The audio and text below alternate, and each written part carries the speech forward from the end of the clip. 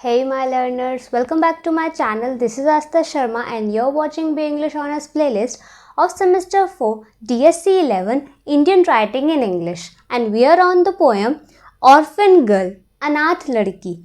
ये poem describe करती है कि कैसे एक कम उम्र में लड़की अपने माँ बाप खो देती है और वो कैसे होता है और फिर दुनिया क्या कहती है उसको, ये इस पोएम में डिस्क्राइब किया गया है। तो चलिए देखते हैं।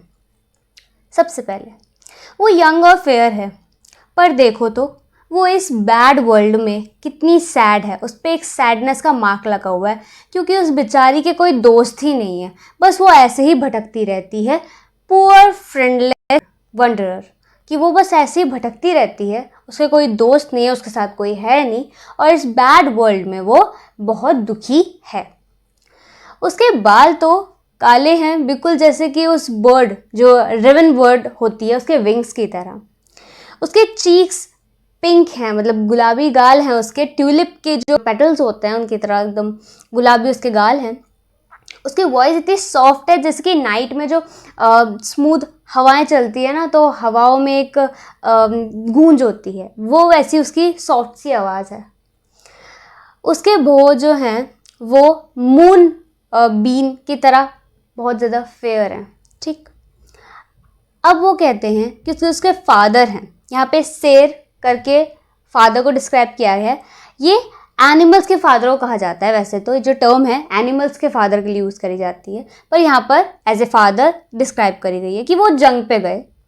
उस बैटल में उनको बहुत चोटें लगी, वो बहुत जख्मी हुए, ठीक है, और फिर बाद में पता चला कि उन्होंने ग्लोरी पाई, वो ग्लोरियस ग्रेव के अंदर है। इट मीन्स वो मर चुके हैं, वो उस बैटल में लड़ते लड़ते मर गए हैं, उनकी लाइफ सेक्रीफाइस हो गई उस बैटल में और उनको ब्रेवरी का गिफ्ट कुछ इसी तरह मिला। मतलब उनको फाइट करने का गिफ्ट क्या मिला? एक ग्लोरियस ग्रेव। फिर यहाँ कहा गया कि तब उनकी मदर की हालत कैसी हुई कि जब उनको पता चला कि उनके हस्बैंड अब नहीं रहे, वो उनका हार्ट बहुत दुखी था। और फिर वो यहाँ कहती हैं कि अब वो विधवा हो चुकी हैं, तो अब वो भी मरना चाहती हैं। अब वो उस पेन में नहीं रह पाएंगी, ठीक है, वो इस विधवा होने के उस जो पेन को है वो नहीं सह पाएंगी, वो अपनी लाइफ नहीं चला पाएंगी ऐसे। तो वो अपने हस्बैंड को खोने के बाद ये फील करते हुए वो भी मर जाती हैं, अपनी उस बच्ची को छोड़ के जो अभी बड़ी भी नहीं है।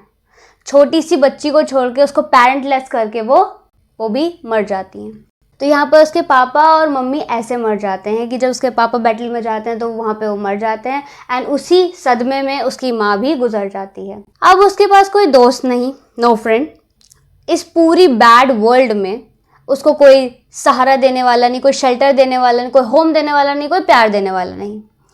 वो इस पूरे ही डेजर्टी लाइफ में, मतलब इतनी पेनफुल लाइफ में, इतनी बैड लाइफ में, ठीक है, इतने बैड वर्ल्ड में वो अकेली है। वो अकेली ही चल रही है, ठीक है, मतलब अकेले ही जी रही है।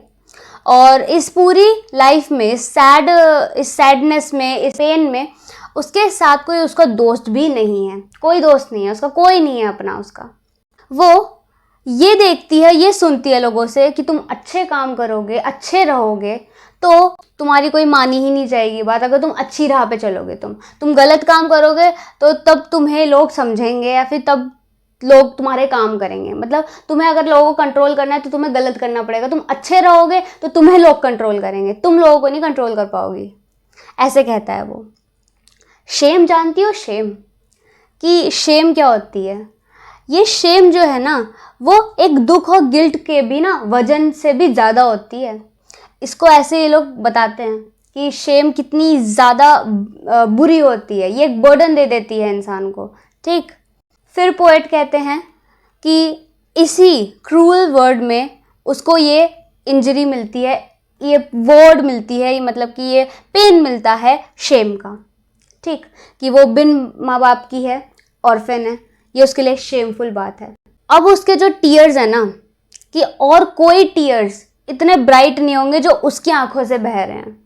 वो बेचारी, उसको एक शेमफुल टीयर्स से वो है उस ब्रूटल वर्ल्ड में।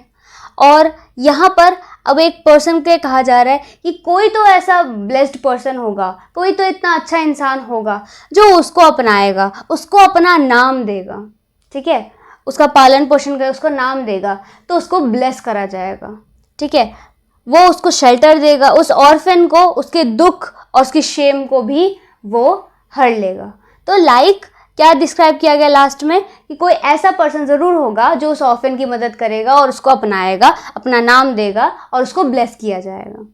तो ये थी पूरी पोएम, आपको आई होप क्लियर हुई होगी। बहुत इजी है, एक ऑर्फन गर्ल की है कि उसके बारे में डिस्क्राइब किया गया है, साथ साथ ये भी बताया गया उसके पापा मम्मा कैसे गुजर गए, फिर ये बताया गया उसका कोई दोस्त नहीं है और दुनिया उसको क्या क्या उल्टी उल्टी पट्टियाँ पढ़ाती है कि तुम अच्छे काम करोगी, तुम अच्छी रहोगी तो दुनिया तुम्हें कंट्रोल करेगी, पर तुम बुरे काम करने लग जाओ तुम दुनिया को कंट्रोल कर पाओगी।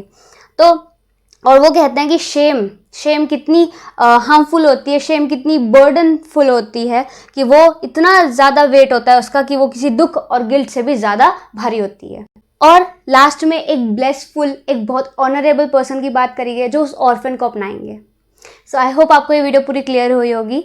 Let's meet on our next video. Till then bye bye, stay tune with me.